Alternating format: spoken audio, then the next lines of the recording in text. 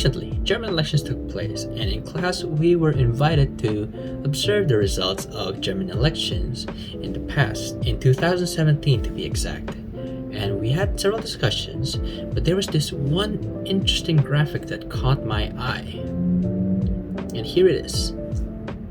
Before we jump into the graphic, let's take a look at the election results as a whole. So, out of the 709 seats, the party with the most seats is the CDU, which will be our main focus for today, which has 246 seats, followed by the SPD, 153 seats, and then the AFD, 94 seats, the FDP, 80 seats, the Left, 69 seats, and also the Green with 67 seats. So this graphic tells us about the voting tendencies of Germans with Turkish roots or Turkish Germans according to parties. So we can see that the party with the most Turkish German voters is the SPD, followed by the CDU, the Greens, and then the Left Party.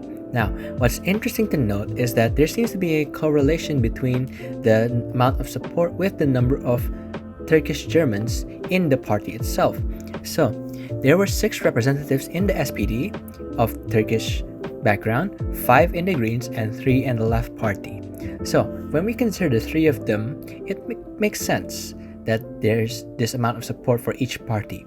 But what's interesting is the amount of support for the CDU, given that there are no Turkish German politicians in that party. So, it's interesting to note why the CDU has this amount of support. Furthermore, the CDU is a Christian party while Turkish Germans are predominantly Muslim, and this leads to further contradiction. What's also worth noting is that in 2016, a year before the elections, the CDU voted against dual citizenship laws for Turkish Germans. And this is worth juxtaposing with the graph that was presented because it provides more questions for us as to the amount of support the CDU gets from the Turkish Germans.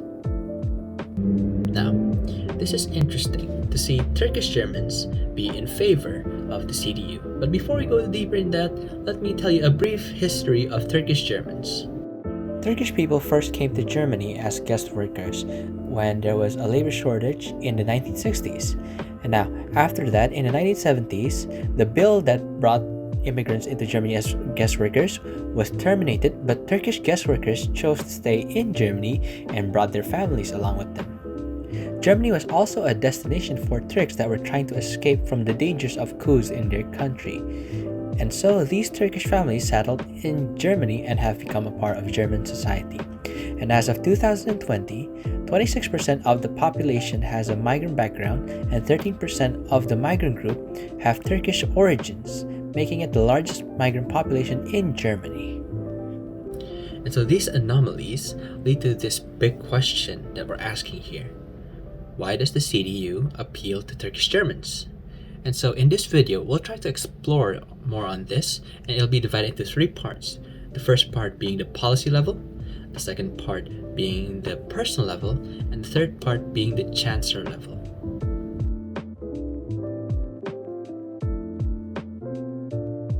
To understand the policy level, we should take a good look at the CDU's manifesto. So, a manifesto is a document that political parties release ahead of the elections.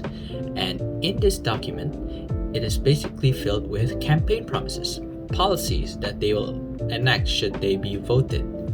Now, by looking at the policies proposed, we'll be able to get a better sense of why Turkish Germans would be appealed to vote for the CDU. In reality, the document is incredibly long, and for this video, I'll focus on several policies, and they'll be divided into 4 aspects.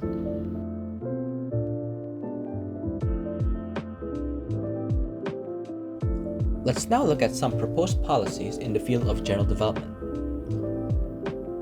Developing infrastructure in rural areas such as hospitals, schools, and connectivity related to internet, and also building 1.5 million homes.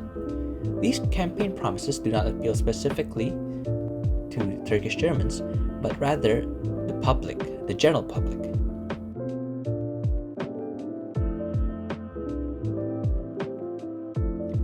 The next proposed policy falls under the category of foreign policy. One of it is to strengthen European Union and Turkish relationships, although there is still no chance for Turkey to be a part of the EU.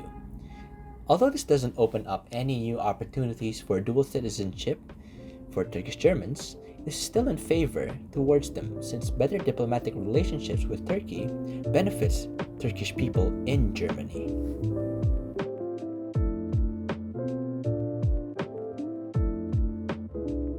The next set of policies proposed fall under the category of economy and the workforce. Some of them are no tax increases, the decrease of income tax by 15 billion euros along with a 4 billion tax relief, and also the endorsement of the implementation of Skilled Workers Immigration Act to combat unemployment. To give some more context, the act mentioned will make it easier for non-EU immigrants to enter Germany and acquire jobs there. These policies will generally benefit people in the middle class and also Turkish Germans, and also incoming Turkish immigrants, since it makes it easier for them to secure jobs given that they are coming from a non-EU affiliated country.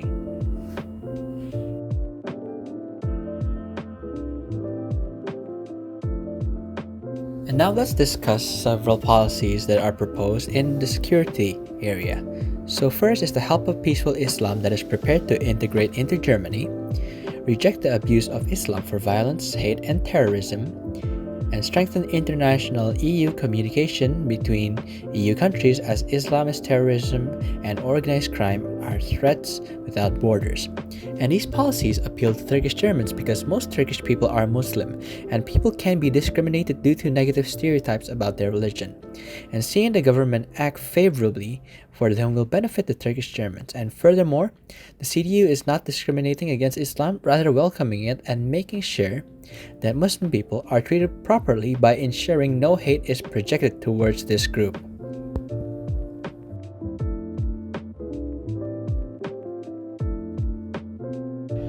When it comes to the policies, it's best that we also compare the opposition, one of the strongest competitors of the CDU, the SPD. And there are several aspects that can be contrasted. And so in terms of campaign, the SPD campaigned for social justice more than the CDU.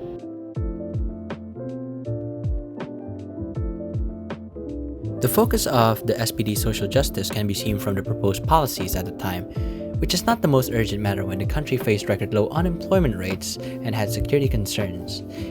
Additionally, the public had more faith in the CDU than the SPD, and we can look at this in this poll. So we can see that 75% of voters believed that the CDU was fit to lead the government, while only 40% of voters believed that the SPD was fit to do so. A possible reason for this is due to the SPD's focus on less urgent issues, such as security, employment, and affordable housing, things that the SPD did not focus on in its campaign, but rather focused on family reunification for migrants. And these aspects may be possible reasons why the CDU has a large voter tendency, given that they have no representatives in the party. And also the CDU addresses more general issues than specifically migration. Furthermore, we can also see that in the areas of is united, is credible, and has the right policies to solve the most important problems, the CDU wins over the SPD, but the SPD surprisingly wins and understands the cares and concerns of the people, which is interesting to note, because if they understand what the people need, then they should be able to have the right policies. But in fact, the CDU has a higher rating as to the policies that can address their needs. It can be noted that policies are not the only important factors in voting, but also something like unity. And here the CDU trumps the SPD in unity, because we can compare it to 60 to 18, which is a huge gap. And also its credibility, when we compare 53 to 35, that's also a huge gap.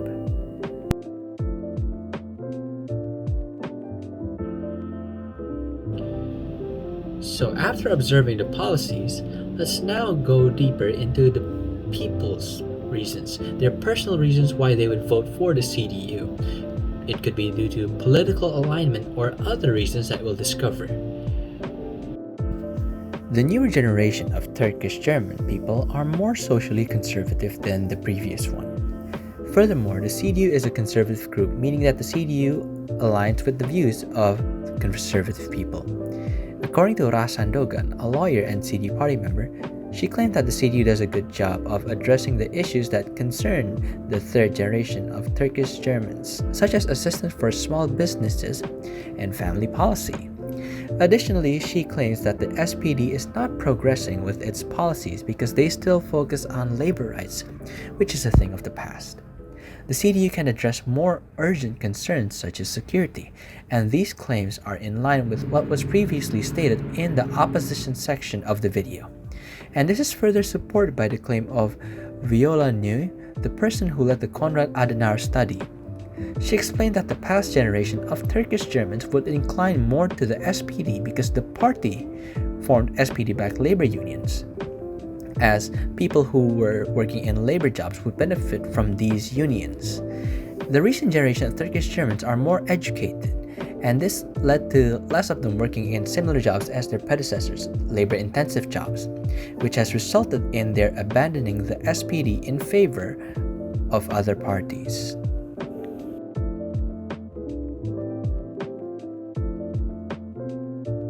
The next reason why a person would vote for the CDU may not be because of their policies, but out of support for Angela Merkel. Angela Merkel is the first woman to serve as Germany's chancellor for 4 consecutive terms, 16 years. The best way to support a chancellor is to vote for the party that the person is in. And this is related to how German elections work.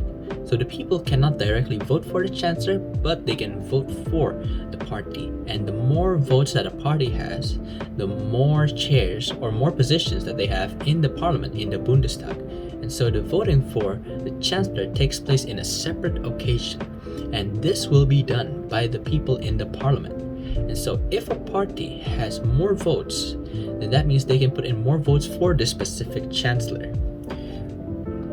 This increases the probability that this chancellor, the nominated chancellor, will win the election that takes place in the parliament. The reason why a Turkish German would vote for Angela Merkel is due to her centrist attitude, and this can be seen from her support of a dual citizenship law that allows Turkish Germans to obtain both Turkish and German citizenship, and she even expressed disappointment when the CDU, her own party, voted against this law.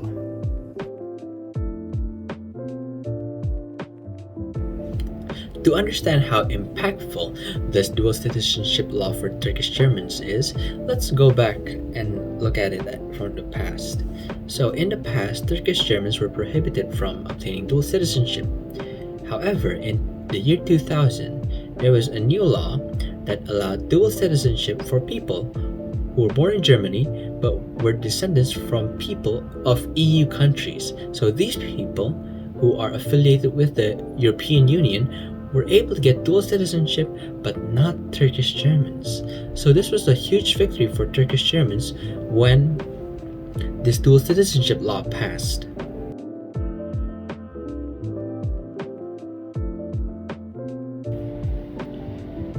We've observed 3 different levels as to why Turkish Germans would vote for the CDU. We've observed it in the policy level, in the personal level, and also in the chancellor level. And one of the biggest takeaways is that immigration and citizenship policies are no longer as big of a factor when it comes to voting. And this may be due to a difference in upbringing of the newer generation of Turkish Germans, because they were brought up in Germany and not brought up in Turkey. And they are now more educated.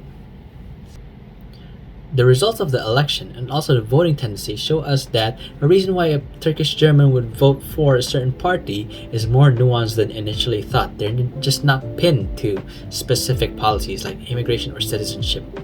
There are more factors to take into consideration, such as general development, security, taxes, and also political alignment. So, there's more to meet the eye when it comes to reasons why a person would vote for a political party. And so with this video, I hope that we were able to learn a bit more about Turkish Germans and also a bit more as to how the world works, especially in elections.